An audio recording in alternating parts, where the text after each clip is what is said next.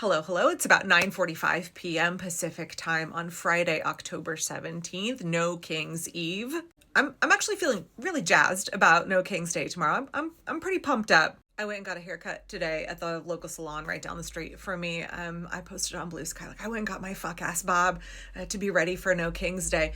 Right, like, I'm 46 and I feel like I have aged an awful lot since the election. Right, I'm not the only one under a tremendous amount of stress. So went and got my haircut, and like when you get your haircut, it's just so obvious how much more gray you've gotten since the last haircut. I got my skunk stripe going on here. Anyway, so I was posting on Blue Sky about it because I was like, I can choose to be like, this fucking regime has aged me. I'm aged beyond my years because of the stress of the times that we're living through. And I could feel resentment about that, or I could be like, no.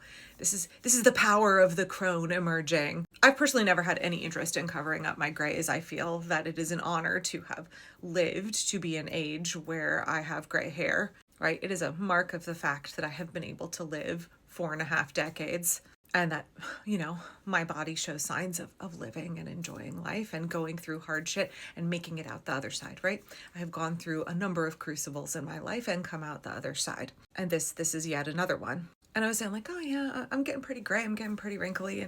And that's actually that's pretty awesome. I think about the power of all of the women that I organize with who are significantly older than me. The other night at the craftivism event that I went to, I was across the table from a woman who is 77 years old and talked to me about, and she was talking to me about like decades of activism experience that she has, women's rights and anti-war activism. In Portland, there's the Raging Grannies, but also like every indivisible group has older women who are just so anxious to give of their skills and share their expertise. And I know for me, as somebody who has lost my mother, there are women in our groups that very much fill that kind of maternal role for me. There's one of the women in our group, she's one of our leaders, who reminds me very, very much of my favorite aunt who passed away this week, who I know would have been out tomorrow if she were with us. And so for me, and I know for a lot of other people, I've seen other people on social media today talking about how tomorrow they will be attending No King's Day. Not just for themselves, not just for their community, but so many of them in honor of a loved one. And I know I try to like fake book or just totally keep a lot of my personal stuff off of my social media accounts, but I've been pretty torn up behind the scenes about the passing of my Aunt Betty.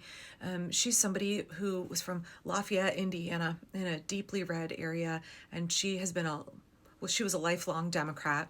She worked for Planned Parenthood for a long time, and she was out there protesting against Trump. She called me after the last No King's Day and just told me what a wonderful experience she had with other people. She was very outspoken for women's rights, for democracy. She felt that Trump was taking us in the wrong direction. And I guess I just want to encourage you and anybody else who is marching tomorrow to think about the fact that it's not just all of us marching in solidarity. Like, there's all of our foremothers and forefathers who came before us, right? There's my grandpa who fought in World War II. My Aunt Betty's dad. There's my Aunt Betty. There's so many loved ones who very much cared about America, about the American dream, about life, liberty, and the pursuit of happiness, who would want us standing up right now, right? They are all behind us. It is the millions of us who will be in the street tomorrow, and all of our loved ones who are supporting us. We carry their memories and their intention with us. And that for me, thinking about that is very, very bolstering. That's very encouraging that we have this connection back generations and generations to the founding of this country. That's why I think the message of No Kings is so compelling. By the way, look at this awesome shirt I got at the Craftivism. It says "One Nation Indivisible" on it. Our country was founded on gaining our freedom from a tyrant king, on the fact that we, as Americans, we choose to govern ourselves. We want to have the guardrails and the guidance of a constitution, not a tyrant king who tramples our rights, makes a mockery of our institutions, our civil liberties, and the values of this country. My parents were lifelong Republicans. My dad was a 30-year Air Force veteran, and we had copies of the Constitution all over the house.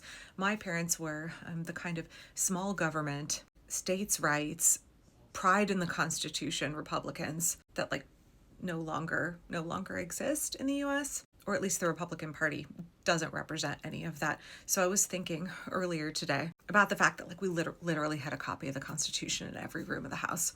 My mom gave all of my kids a copy as well. And I was thinking about the preamble: we, the people of the United States, in order to form a more perfect union, establish justice, ensure domestic tranquility, provide for the common defense, promote the general welfare, and secure the blessings of liberty to ourselves and our posterity. In order to secure and do all of those good and just things for ourselves, we, the people, do ordain and establish the Constitution of the United States of America. And yet right now in 2025, Donald Trump and the Republicans are attempting to absolutely obliterate justice, domestic tranquility, the general welfare, and definitely the blessings of liberty. I think that so many of us on the left, we can be a little bit hesitant to want to seem patriotic or to even spend that much time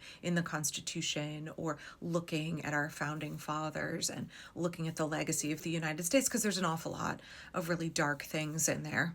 The genocide against Indigenous Americans, slavery, our imperialist tactics abroad. Like there's lots there to criticize, and we absolutely should. But we also have to understand all of the really good and just things that our founding fathers intended for this nation and are woven in to the fabric of our Constitution and of our core identity as Americans.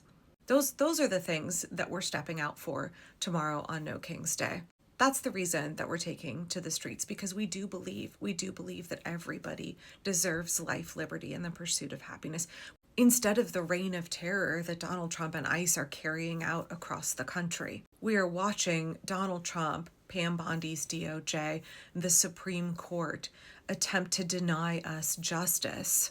And I know that a lot of people are scared at the rhetoric coming from Republicans, right? It's meant to scare you. It's meant to make you afraid to exercise your rights, but we do have a constitutional right to peaceably assemble and petition the government for a redress of our grievances. We do have a right to come together and engage in our constitutional protected right to free speech. If we don't do that, if we do not exercise our rights, the regime will try and take them away. The right to peaceably assemble and speak out against your government is one of the foundational rights of this nation. As I posted on Blue Sky earlier this evening, public opposition is not rebellion. Public opposition is not rebellion. Peaceably assembling in the millions, that's not insurrection. That's our duty as Americans. That is something that our grandmas and grandpas fought for. They went to war for. I don't know, as I'm thinking about No King's Day tomorrow, I'm really excited to stand in solidarity, march in solidarity, be connected with millions of people around the country who care about democracy, who care about making sure that every single person in this country has access to their constitutional rights, has access to life, liberty, and the pursuit of happiness, is treated with dignity, humanity, compassion, has access to justice. The energy from millions of people tomorrow who have that shared goal, that shared vision for what we all deserve, for what this nation deserves, that's going to feel amazing. And at the same time, we are also connected back through the generations to millions of Americans who would, if they were here, be proudly standing arm in arm with us. And also, I want to think forward to the future, right? To future Americans who will look back and say, thank you. Thank you for being out on No King's Day. Thank you for helping shape the future of this country so that we, the children of tomorrow, could have access to those rights, could live in freedom. Okay, I know it's getting late and I have to get up early tomorrow. The safety team has to be out at the protest real early. But I'm pretty jazzed up, so I'll probably make a couple more videos before I head off to bed. Please don't be scared. Please don't be scared. Tomorrow's going to be really good. We are doing the right thing. Our foremothers and our forefathers would be proud of us. We will be able to look our grandchildren in the eye. We will be able to live with ourselves. I know that things can feel really big and scary right now in the moment when we're really going through the thick of it, but I really want you to think about what a privilege it is for us. But I really want you to think about what a privilege it is for us to be in this position where we get to do this work for ourselves, for our neighbors, for our children, for the future of this nation.